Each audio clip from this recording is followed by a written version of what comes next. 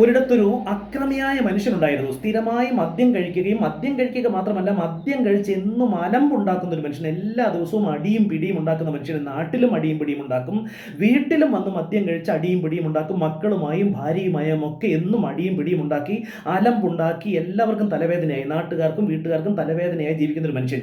ഇടയ്ക്കിടെ കത്തിക്കുത്തും കേസും കൂട്ടവും ഉണ്ടാക്കുകയും ചെയ്യും. ഇതെല്ലാം സഹിച്ചാണ് അദ്ദേഹത്തിൻ്റെ ഏതാണ്ട് 14 വയസ്സും 12 വയസ്സുമുള്ള 2 ആൺകുട്ടികൾ, അവരും അതെല്ലാം സഹിച്ചാണ് ജീവിച്ചു പോന്നിരുന്നത്.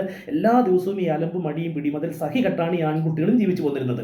ഒരിക്കൽ ഒരു അടിപിടി ഉണ്ടായതിൽ ഒരു കത്തിക്കുത്ത് ഉണ്ടാവുകയും അദ്ദേഹം ആ കത്തിക്കുത്തിൽ മരണപ്പെട്ടു പോവുകയും ചെയ്തു. അതോടെ ആ കുടുംബം ശിഥിലമായി ഛിന്നഭിന്നമായി. അവർ ഏതൊക്കെയോ ദിക്കിലേക്ക് ആരൊക്കെയോ കൊണ്ടുപോയ കുട്ടികളെ പലരും എടുത്തു കൊണ്ടുപോയി, അവരുടെ ബന്ധുക്കളൊക്കെ പല ദിക്കിലേക്ക് കൊണ്ടുപോയി വളർത്തുന്നൊരു സാഹചര്യമുണ്ടായി.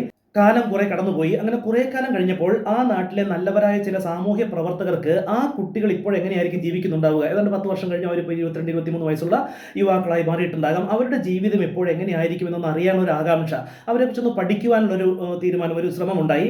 അവരങ്ങനെ ഈ 2 കുട്ടികളെയും കണ്ടെത്താൻ ശ്രമിക്കുകയാണ്. അപ്പോൾ ഈ 2 കുട്ടികളിൽ ഒരാൾ കേരളത്തിൻ്റെ വടക്കെങ്ങോ ആണെന്നും മറ്റേ കുട്ടി കേരളത്തിൻ്റെ തെക്കെങ്ങോ ആണെന്നും മനസ്സിലാക്കി ഇവരാദ്യം ആ വടക്ക് ജീവിക്കുന്ന ആ കുട്ടിയെ കണ്ടെത്താനായി പുറപ്പെട്ടു. ആ കുട്ടിയെ കണ്ടെത്തിയപ്പോൾ അവർക്ക് പ്രത്യേകിച്ച് അത്ഭുതമൊന്നും തോന്നിയില്ല. അതുപോലെ തന്നെ ജീവിക്കുന്നു. ആ പിതാവിനെ പോലെ തന്നെ കള്ളു കുടിച്ച് തെമ്മാടിയായി നാട്ടുകാർക്കും വീട്ടുകാർക്കും അക്രമിയായി ജീവിക്കുന്ന ആ കുട്ടിയെയാണ്, അതിലൊരു കുട്ടി, ആ കുട്ടിയെ അങ്ങനെയാണ് ഇവർക്ക് കണ്ടെത്താൻ കഴിഞ്ഞത്.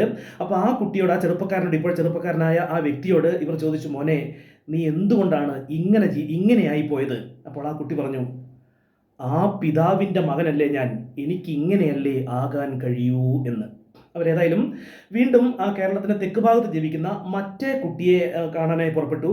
ആ കുട്ടിയെ കണ്ടപ്പോൾ ആ കുട്ടി വളരെ നല്ലൊരു വ്യക്തിത്വമായി, നാട്ടുകാർക്കും വീട്ടുകാർക്കും കണ്ണിലുണ്ണിയായി, യാതൊരു മദ്യപാനവും ആക്രമണ സ്വഭാവവും ഇല്ലാത്ത വളരെ നല്ലൊരു വ്യക്തിത്വമായി, നാട്ടുകാർക്കും വീട്ടുകാർക്കും എല്ലാം ഉപകാരം ചെയ്യുകയും കുടുംബം നോക്കുകയും ചെയ്യുന്ന, മദ്യപാനശീലമോ ദുർശീലങ്ങളോ ഒന്നുമില്ലാത്ത നല്ലൊരു വ്യക്തിത്വമായി ജീവിക്കുന്ന ഒരു കുട്ടി.